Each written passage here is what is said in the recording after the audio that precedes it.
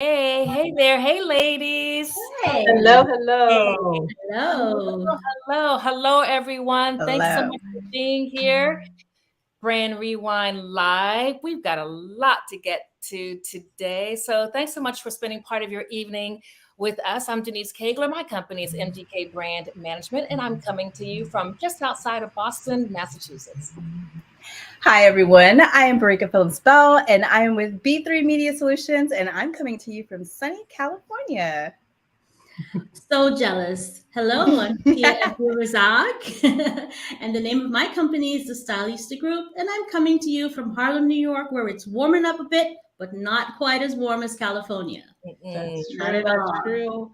I am Zoe Mitchell of Sharp Processes, and I am from the T dot, aka Toronto, Ontario, Canada.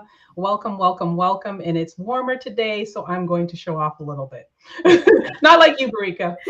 Sorry about that, guys. I always have to pump California weather. It's always great here.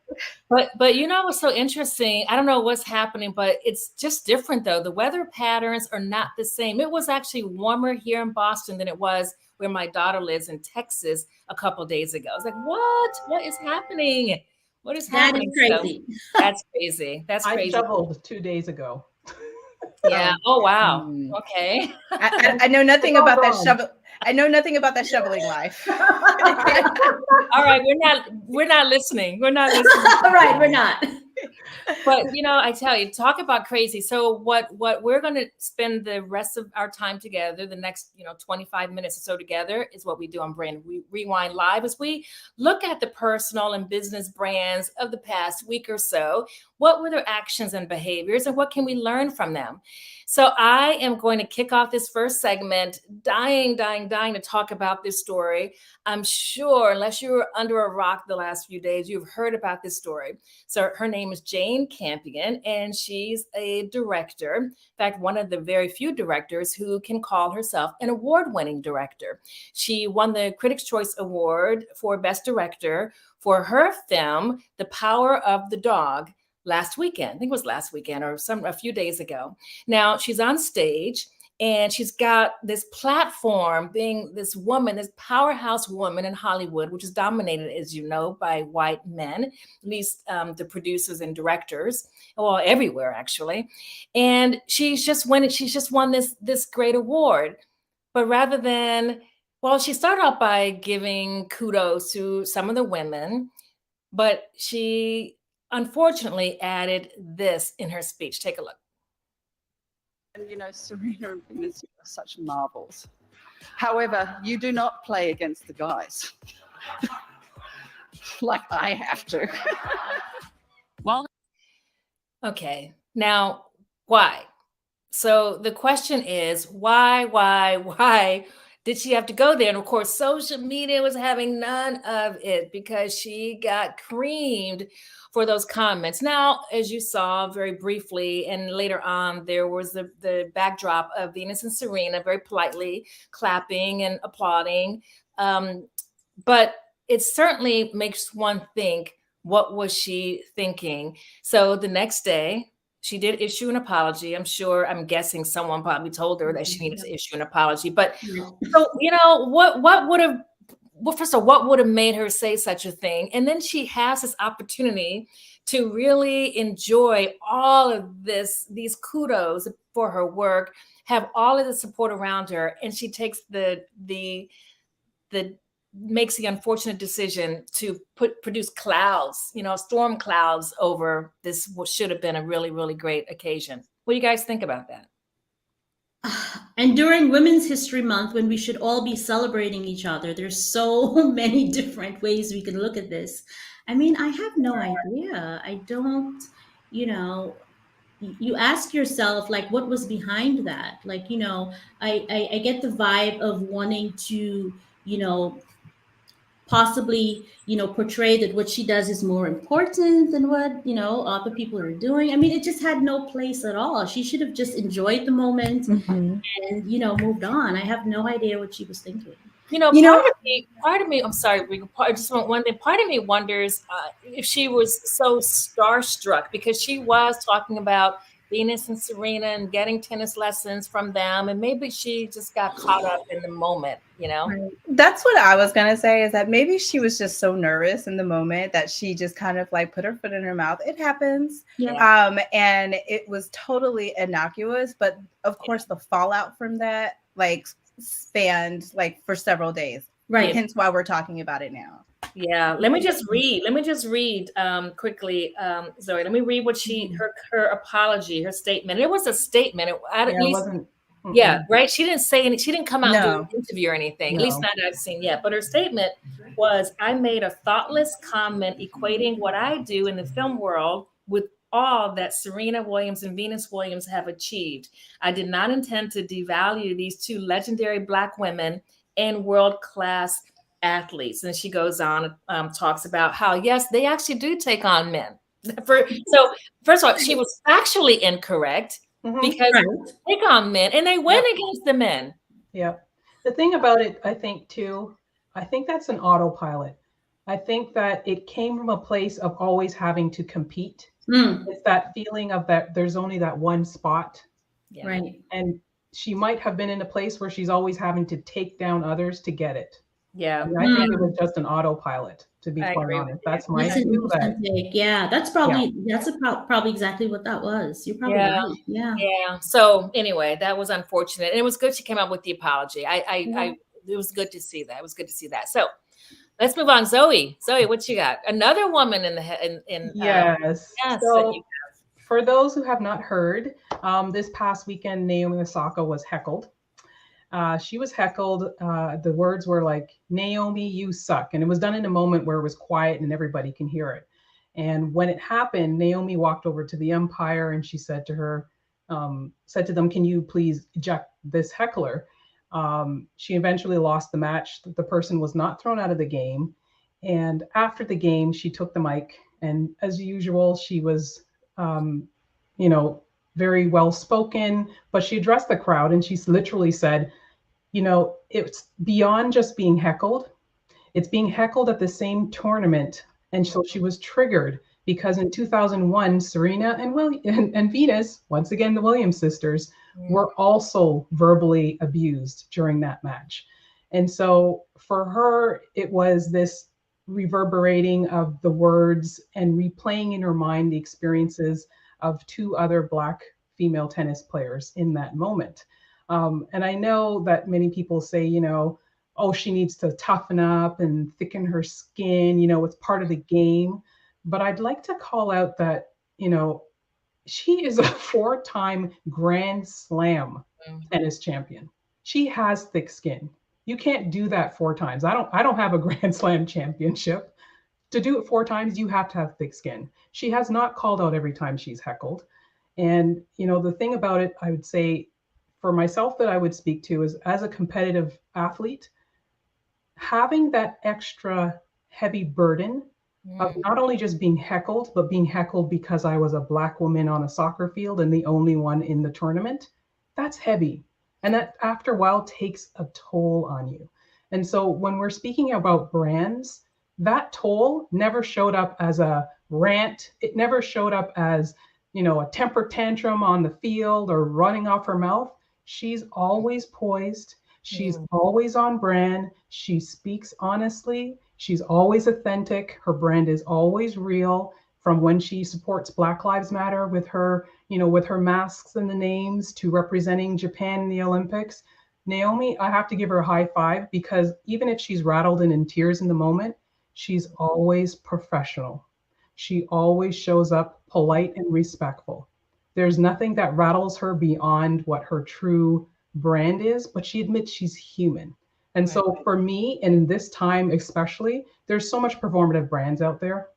And it's refreshing to see that at the end of the day, her brand is always, on point. And so I'd love to hear what you ladies would like to add. No, I love this story because applaud her for her strength to stand up to somebody that's to do. And like you said, 4 times is a lot of times to actually have won over and over and over. And there's no way that she's going to get to that point without having thick skin. And I applaud even the other players. Some of the other players actually came out and said, you know, it doesn't make it right. People don't own them. We don't own her just because we're there spectators watching it. And it doesn't make it right. But she does have to take into account her own mental health. And it's perfectly understandable for her to have a moment. We all have moments. They are giants on the field, but that does not mean that they are not people. And so I just really love her for showing that vulnerability in that side of her. Yeah. Yeah. Vulnerability and authenticity. And authenticity. Consistently. Yes. Yeah. Barika, I'm going to pass the mic to you. Okay. So, you know, I'm back in the news. Kanye, like it's ongoing, guys. So this week, I am bringing you the story of Kim Kardashian and her advice to working women. Now, you may or may not be familiar, but Kim Kardashian actually did a variety profile where she gave her advice to working moms. And she said this: I have the best advice for women in business. Get your effing ass up and work. It seems like nobody wants to work these days. And of course, the internet went crazy with their comments about this because so many women and working women, and I'm sure all of us included, you have children, you have your careers, your businesses that we run. And for her to say, get your effing ass up and work, I was like a slap in the face, because it's not like there aren't women that are out here working every day trying to make ends meet. I don't have a nanny. I don't have people following me around. There's no maid that's coming to clean my house every day. You know, like I work really, really hard. So I think that that's a slap in the face. And for her to say that after coming from such a family of privilege, not that they don't work. Exactly right. But it's the privilege that allows her to say that. And for her personal brand, I think it took a natural ding, because people like looked up to her and respected her for her business acumen, for the things that she's trying. And for her to say that to her fans that are not as privileged, I think we all saw that come across on Twitter when she was trending for boycott Kim Kardashian. Yeah. Can I add as well? Women's History Month. Again. Okay. Good point. Right? Well, the first month. This is what she comes up with, because this is a repeat, right? Like we're doing this again to each other. I know, that's the thing. We are, don't we? I mean, we do it to each other. What is going on with that? It's I mean, like, and as you're stating, to your point, you know, it's Women's History Month. This is the time for us to be uplifting and celebrating each other. And she did not take the high road with that. Like, there are so many other things that she could have said. And for her to put down women who are actually, like, you know, you don't know the situations and the circumstances. Maybe they are, but I think that there was just a better way that she could have said that too. And her advice could have been a little bit more encouraging. So, and with that, I'm going to throw it over to you, Patia. Lift me up. Come on. Yes. I have a really feel-good story. So NBA star, his name is Bismack Biyombo, hopefully I'm saying that correctly, is going to donate his entire year's salary for the last year, which is of $1.36 million, his entire salary, you guys, to construct a hospital in the Congo, where he comes from. So his father passed recently, and he was very close to his father. You know, he always says that his father was the reason that he succeeded, having a really hard time with his passing, and he's kind of turning this situation into something really positive. So the foundation that's going to oversee the building of the hospital, he actually founded that with his dad in 2016. And to date, they have done some amazing work. They have given scholarships to children. They have erected academies in the villages where they come from, or the surrounding areas where he's from. And I just think this is amazing. I mean, many athletes donate some money, They set up, endowments, they set up foundations. But I think this is the first time, and I could be mistaken, that somebody is given their entire salary Yeah. to a cause. I think the last time somebody did this, the only person I could think about was Michael Jackson, when he donated his entire, one of his concerts, long time ago, to a cause in Africa, I believe. But this is like going all the way back. But I haven't heard anybody in recent times doing this. And for me, this goes way beyond a personal brand. But this is like, establishing a really strong legacy, not only for himself, but for his dad as well. And hopefully, I don't know if he has any children, but I would hope that future generations would continue. This is a really high bar to set. And it just made me feel really warm inside. Like, oh my goodness, this is an amazing story. So something a little positive. We need it. We need that. We needed that after hearing some of the stories that we heard earlier. Okay, so with that, let's move on to our next segment. It's called Ripped from the Headlines. And during this segment, we curate some stories of note from recent headlines. And to kick it off, I will throw it to you, Zoe. Oh, I'm back with another airline mishap. Our resident airline reporter. Our resident airline reporter. I love it. Right. Okay, but this one, I just have to shake my head. Okay, so this time it's a JetBlue pilot. In this case, trying to fly while intoxicated, not a good look. So a 52-year-old pilot was put aside when he tried to check in for his flight by the TSA officers that tested him. He had 4 times the legal flying limit, claiming he had 7 to 8 drinks the night before. There's a regulation that says 8 hours before a flight, you're not supposed to be consuming alcohol. Well, this brilliant person decided that a few drinks before, my brain just can't wrap around this one. Never mind the safety. I don't know how many times we talk about drinking and the impacts that you make to people, but talk about a brand rewind moment.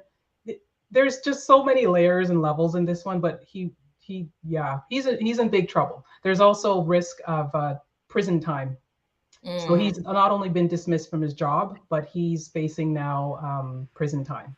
Well, so rightly so. I mean, rightly so. Like, you're putting everybody in danger. You're the pilot. Like, everyone's life is in your hands. Can you imagine? I mean, come on. Yeah. No. And I'm flying JetBlue on Saturday. So I'm like, You better. The thing about it, JetBlue did the right thing, right? So when we talk about being on brand, like it's intimidating for someone on the sideline to say, okay, I think you might be intoxicated, go and get tested. Right. And then on top of that, JetBlue stepped up and took him off the job. So good for them. Hands, Denise. Yeah. But you're right, Zoe, you talk about brand rewind moment, because the stories that we've spoken about, especially the Jane story, the Kim story, now the JetBlue story. Yeah. You have to hope or hope that these folks, within a few minutes or maybe a few hours, they're regretting that decision. And they're saying, you know what, maybe I shouldn't have done that. Maybe I should take a step back and see how I can rewind this moment so I can rewind my brain. Right. Right. And so, we talked about Campion. She issued the apology. I guess that went over well. I haven't heard anything about what Kim Kardashian did. Or she hasn't retracted anything as of yet. Yeah, I don't know if she's a brand rewind type of person. I don't know anything about her. Clearly not. I'm still hearing about their relationship on Twitter and Instagram. So no. Right. Yeah. Right. So I'm going to hand it to you, Denise, for the next one. Yeah. So speaking of someone who may hopefully are thinking that maybe they should take a step back and rewind and maybe rethink some decisions they made, Jussie Smollet. And unless you're under a rock, you know that he was sentenced to 3 months in jail following his conviction for a number of felonies, but he was released last night, after I think just 5 or 6 days in jail while his case goes through the appeal process. Right. So hopefully, and I want to spend a lot of time on this. Of course, it's in the headlines. It was everywhere that after just a few days he's out of jail. And then, what I'm struck by, when he was sentenced, And you guys might have seen when he yelled out in court, I'm innocent, I'm innocent. If I was guilty, I would have admitted it a long time ago. I don't even know what that meant. What did that mean when he said, if I was guilty, I would have admitted it a long time ago? I literally watched that and I said, okay, I'm not sure what that statement was meant to accomplish, but good. Apparently, people worried about him. He was in a private cell, from what I read, not with the other population. And maybe there was a reason for them doing that with him, but, to go through the process, and we'll see where it ends up. But I do hope he's able to, come out of this with some semblance of a career, which everyone, no matter who you ask, and no matter what or everything I read, that his career has certainly been damaged severely. Right. But you never know. I mean, you never know. There could be opportunities for him down the line. And we wrote about this, early on when we first came out with Brand Rewind. It was the first article in our first issue. And it's about surrounding yourself with people who are going to tell you what you need to hear, not necessarily what you want to hear. I agree. Yes. Yeah. And Robert Downey Jr. came out of his whole phase, unscathed and became Iron Man. So anything is possible. Honestly. That's all I gotta say. Anything's possible. This is a great analogy. Oh my goodness. You're absolutely right. He was in the headlines constantly as well. Constantly. Similar stories and madness. So exactly. But look who didn't know. What's it? Charlie Sheen, right?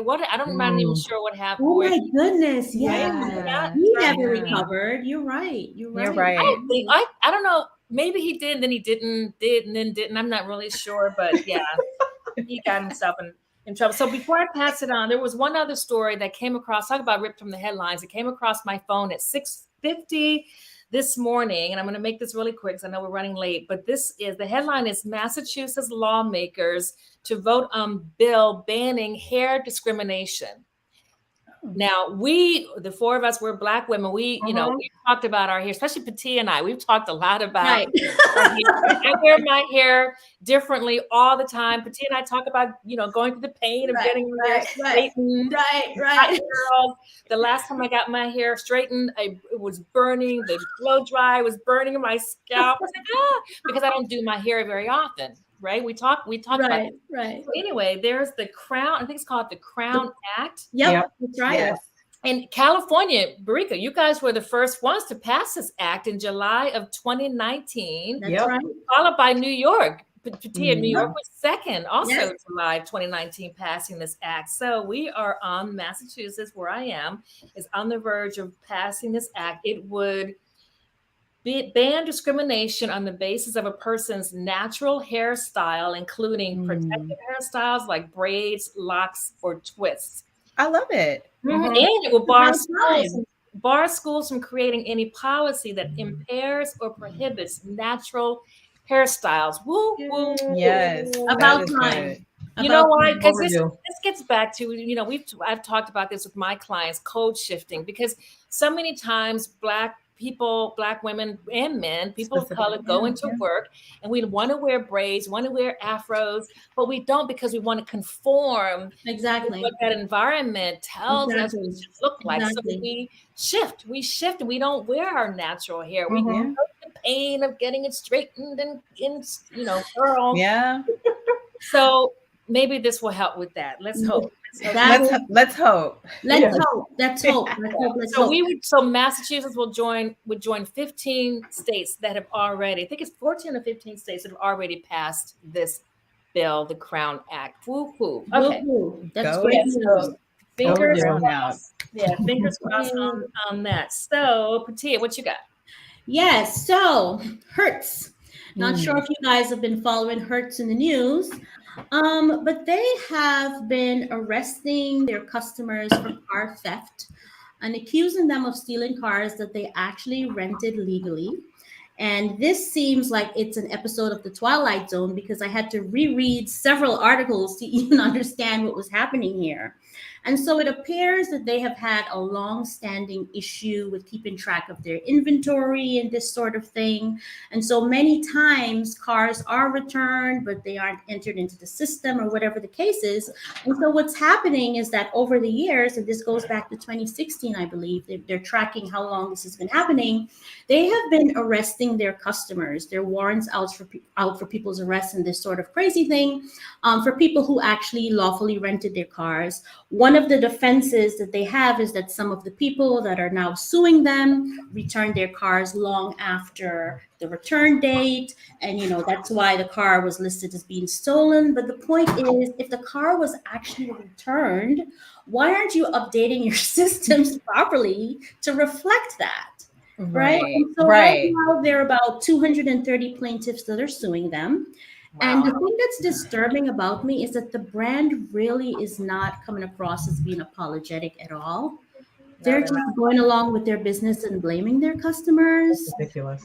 And so, this is totally a lack of foresight, because nobody's ever going to want to rent your cars going forward if they think that they may possibly get arrested, God forbid, 4 years later for a car that they rented, paid for, and returned to you. Mm-hmm. It's just very ridiculous. Like, that's frankly unacceptable. That is absolutely unacceptable. Yeah, and that's why I don't rent from Hertz. And I do. I'm a gold member. I'm not trying to go to jail. No. And one of the stories I read is this poor grandmother who had her grandchildren in the car, and they're watching her in handcuffs. Like, what is happening here? Marika, you got the last story. Oh, okay. So, guys, just imagine you're thirsty or you like some ice cream, and you go into your local Walgreens store, and you go to open the refrigerator doors, and you find this, which will pull up shortly. There you go. Those are refrigerated doors that Walgreens has rolled out to about 2,500 stores within the U.S. I don't know if you ladies have seen this, but apparently a statement from Walgreens actually said, we're creating this hybrid experience. You are shopping in a physical store and all the best that comes with it, but you get the benefit of it as if you're shopping online and having all this richness of information and content and interaction. Now, online, I always like to look at the comments, because people are like, who on God's green earth thought that this was a good idea? The digital cooler screens at Walgreens made me watch an ad before it allowed me to know which door held the frozen pizza. They are holding groceries hostage, guys. You can't even get your ice cream without having to watch an ad. Now, come on. Walgreens, listen to your customers. They do not want this. It's been on Twitter. If you look at any of the comments, they're sending in their complaints about this. I don't want to see an ad. Do you guys? No, not at all. No. And I want to. Yeah. Exactly. Well, it's like the gas stations. They run ads, but you can still pump your gas. Right. Exactly. They don't hold you hostage. Yeah. But I don't want to see it when I'm trying to just get some water. I just want to get my water and go. And what was crazy is that the products that they show in the ad aren't necessarily the same ones that they have behind the door. Oh so you're not even. It makes no sense. None whatsoever. No, my goodness. It's a mess. But all I'm saying is, Walgreens, you have to listen to your customers, because this is clearly something that they are feeling a little slighted by and don't necessarily want. Yeah, I haven't seen it here. I haven't seen any of it. I haven't seen it here either, but I will definitely let you know. I'll take a TikTok video and send it to you later. Sounds good. Thank you. Before we go, thank you for that, Marika. Before we go, I did see a question pop up. About Hertz? What should Hertz do to stop this from happening? What should Hertz do? Well, I think the starting point is to make sure that your inventory system is updated, or people are taking time to. I mean, because if this is what they're basing these stolen cars based on the fact that they're not in the system, even though they have been returned. So the first step would be to fix that, and then the second step would just to be apologize. I mean, they're not apologizing at all. Instead, they're blaming the people. Oh, you brought your car back late, but it was still returned, so it's still not stolen. And that's what late fees are for. Exactly. Exactly. I mean, Yeah. Right. I agree. Wow. And we also have another question. How do brands listen to their customers? Oh, that's an easy one. I think looking at your social channels is just the first step. Like, what are people saying when you post your commercials, when you post your ads, when they see your advertisement or stories about you in the news? Looking at those conversations is step one of being able to listen to how your customers feel about things. Yeah. And also, I think even before that step, what happened to old school focus groups, where they would gather some people in a room and ask for feedback before doing things? Like Pandemic. That we do them virtually. I've done them virtually. That's true. You can prevent a whole lot of mistakes being made if you did that before. I'm pretty sure if they had screened this ad idea, yes, they would have gotten the feedback that sure. it was a bad idea. Yeah. Right. Yeah. I agree. We could talk on and on and Right. on. We love when the four of us get together. It's talk. On. Yeah, that's true. We talk. Okay. Any more questions? I love it. I just love this comment. Right. I love this comment. I love it. Oh, okay. Oh, great comment. All right. So we are out of time. Wow. These 30 minutes just fly by. They really, really do. They really, really do. So you guys, I hope you enjoyed everything we covered tonight. If you need a brand rewind, or you know somebody who does, you'd like us to cover it on the show, shoot us an email at brandrewind@gmail.com. Absolutely. Don't forget to follow us. Facebook, LinkedIn, Twitter, Instagram. We're here. Happy to help. Yes. And we will be back in mid-April, because we only come on twice a month. So we will see you hopefully back here on April 14th at 7 p.m. Eastern. Thanks so much for being here. We look forward to seeing you in mid-April. Awesome. Bye, guys. Take care. Thank you. Have a good week.